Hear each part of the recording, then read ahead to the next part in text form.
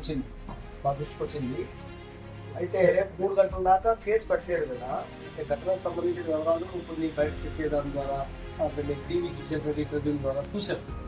అంటే ఏది అనేటువంటిది ఒకటి స్పష్టంగా రావట్లేదు. అంటే వాస్తవంగా ఏది జరిగింది స్పష్టంగా రావట్లేదు. అంటే గతంలో కులాంతర వ్యవహారం చేస్తున్నారు కాబట్టి దాన్ని గడిచి పెట్టుకుని మీ పైన దాడి అనేటువంటిది విచక్షణ రహితమైనటువంటి దాడి.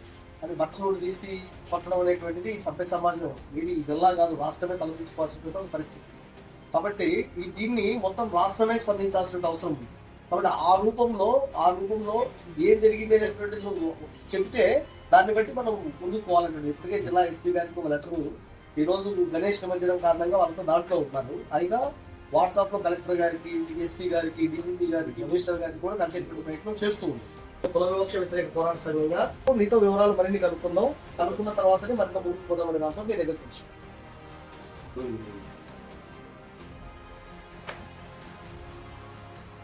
12వ తారీఖు నువ్వు వంట చేసుకుంటుంటే, రాత్రి వంట చేసుకుంటుంటే ఎత్తుకొని పోయినారు, బయటకు ఎత్తుకుపోయినారు.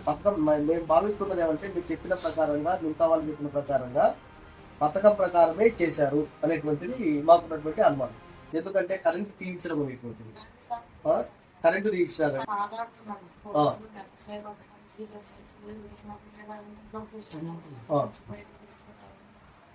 అదంతా కరెంట్ తీసుకున్నారు. మళ్ళీ కరెంట్ తీశారు, మొదట తీశారు, మళ్ళీ రెండో దప్ప కూడా కరెంట్ తీశారు.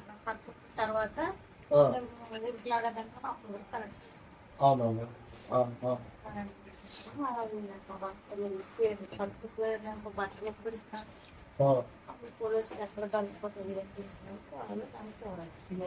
పెద్దకడూరు మండలం కల్లుకుంట గ్రామంలో జరిగిన సంఘటనలోన బాధితురాలు ఆయనను పరామర్శించడం జరిగింది. 12వ తేదీ రాత్రి దాదాపు 7 గంటలప్పుడు కేవలము తన కొడుకు ఒక బీసీ కులస్త్రాలను తీసుకొని పోయినాడని చెప్పి 6 నెలల కిందట ఆమెను ఊరు నుండి ఆమె కొడుకుని, ఆమె కుటుంబాన్ని ఊరు నుండి బహిష్కరించడం జరిగింది. బహిష్కరించిన తర్వాత ఆమె పని నిమిత్తం, వ్యవసాయ పని నిమిత్తం ఊరికి వెళితే రాత్రిపూట ఆమెను ఇంట్లో ఉన్నదాన్ని ఎత్తుకొని పోయి ఒక కరెంటు స్తంభాన్ని కట్టేసి నగ్నంగా గుడ్డలు ఊడదీసి బీసీ కులస్త్రాల అమ్మాయిని వాళ్ళ అన్నతో తాళి కట్టించాలని ఒక దుర్మార్గమైన ఆలోచన చేయడం జరిగింది. అంతేకాకుండా ఆ తల్లిని ప్రైవేటు పార్ట్స్ని తాకి ఆమెను హేళన చేయడము, దౌర్జన్యంగా ఆమెను కొట్టడం కూడా జరిగింది. ఈ విషయాలన్నింటినీ గమనించిన అక్కడ స్థానికులు కొంతమంది మన వాళ్ళకి అందిస్తే మన వాళ్ళు వెంటనే ఇమ్మీడియట్లీ పోతే అక్కడుండే వాళ్ళు 100కి ఫోన్ చేసి, అట్లనే ఎస్ఐకి, డిఎస్పీకి సంబంధిత అధికారులకు ఫోన్ చేస్తే ఎస్ఐ గారు 20 నిమిషాల్లో అక్కడికి వచ్చి ఆమెను కాపాడడం జరిగింది.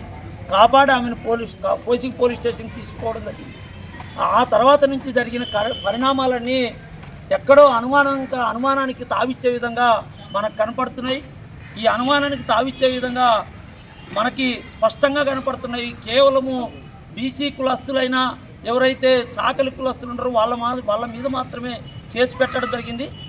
ఆ మొత్తం తెలుగు వాళ్ళు కానీ, బోయలు కానీ ప్రోత్సహించిన, ఆ ఊళ్ళో చాలామంది ప్రోత్సహించిన వాళ్ళందరి మీద కేసు పెట్టకుండా ఎస్ఐ గారు వేరే సాకుతోటి వాళ్ళ మీద కేసు పెట్టకుండా ఆపినాడు. ఇది అన్యాయం అని చెప్పి మేము అభిప్రాయపడుతున్నాం. కారణం ఏమంటే ఏ గ్రామంలో అయినా చాకళ్ళు ఎంతో కొంత మెత్తగా ఉండే పరిస్థితి కనపడుతుంది. వాళ్ళని ప్రోత్సహించడానికి లేదా వాళ్ళ ఆ స్థితిలోకి తీసుకురావడానికి ఈ తెలుగు వాళ్ళు కానీ, బోయలు కానీ ప్రధాన కారకులు. వాళ్ళు ప్రతిసారి పంచాయతీ చేసింది కూడా వాళ్ళే. కాబట్టి తెలుగు కృష్ణమూర్తి, బోయ లక్ష్మణ వీళ్ళ ఆధ్వర్యంలో ఇది జరిగింది. దాదాపు తెలుగు వాళ్ళు ఒక 10 మంది, బోయ వాళ్ళు ఒక 10 మంది పాల్గొని ఆమెను ఇబ్బంది పెట్టడం జరిగింది. అందుకోసమే ఇప్పుడు చేసిన ఎఫ్ఐఆర్లోన కేవలం రజకులనే కాకుండా మిగతా కులాలను కూడా చేర్చాలని చెప్పి ఆ రోజే డిమాండ్ చేయడం జరిగింది దళితులు.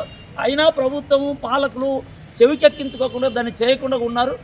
ఇమ్మీడియట్గా ఎస్పీ గారి దృష్టికి ఈ అన్ని విషయాలను తీసుకెళ్తామని చెప్పి అట్లానే ఆమె కూడా ఇవ్వడం జరిగింది. భవిష్యత్తులో మీకు ఎట్లాంటి ఇబ్బంది కలిగినా మేము ఖచ్చితంగా కేవీపీఎస్గా అండ ఉంటామని చెప్పి తెలియజేసి ముందుకు రావడం జరిగింది. మిత్రులారా, జిల్లా అదేవిధంగా ఈ ఎమ్మెల్యే డివిజన్ బృందం ఏదైతే విచక్షణారహితమైనటువంటి దాడికి గురై, అవమానానికి గురై ఎమ్మెగనూరు ప్రభుత్వ ఆసుపత్రిలో చికిత్స పొందుతున్నటువంటి గోవిందమ్మను పరామర్శించడం జరిగింది.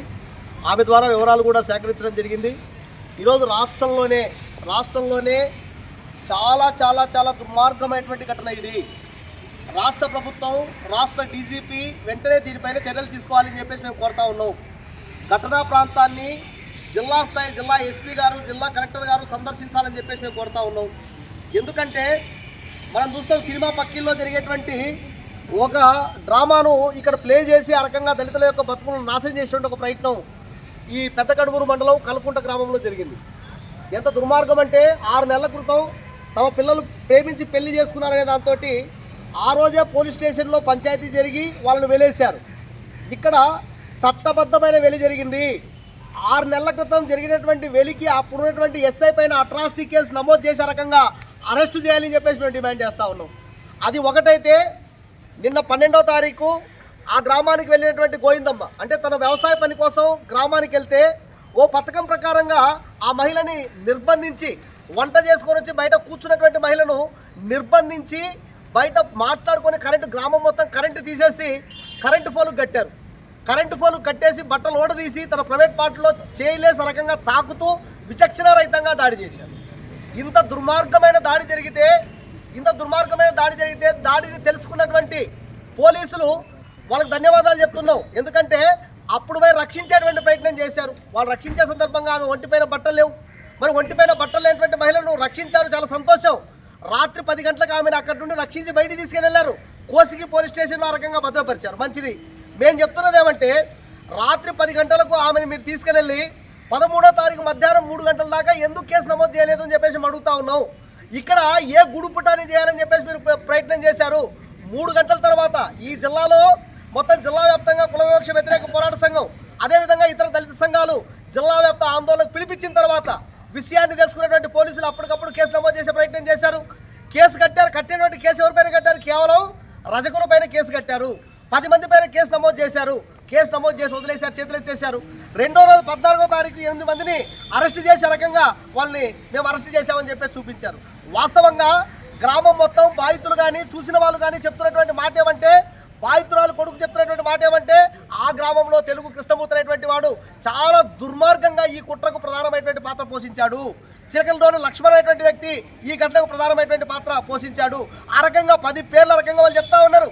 ఆ 10 పేర్లు ఎక్కడ ఒక్క పేరంటే ఒక్క పేరు లేదు, ఒక్క పేరు కూడా లేదు. అంటే ఇక్కడ కేవలం చాకలి వాళ్ళని మాత్రమే కేసులో ఇరికిచ్చారు. అంటే పోలీసులే చట్టబద్ధంగా కుల వివక్షతను కొనసాగించండి అని చెప్పి అంగీకరించడం తప్ప వేరే కాదు అని చెప్పేసి మేము ఈరోజు తెలియజేస్తా ఉన్నాం. అందుకోసమే ఘటనకు పాల్పడినటువంటి ఏ వ్యక్తినైనా సరే వాళ్ళపైన వెంటనే కేసు నమోదు చేయాలి, అట్రాసిటీ వెంటనే అరెస్ట్ చేయాలి, బాధితులకు అండగా నిలిచాలి.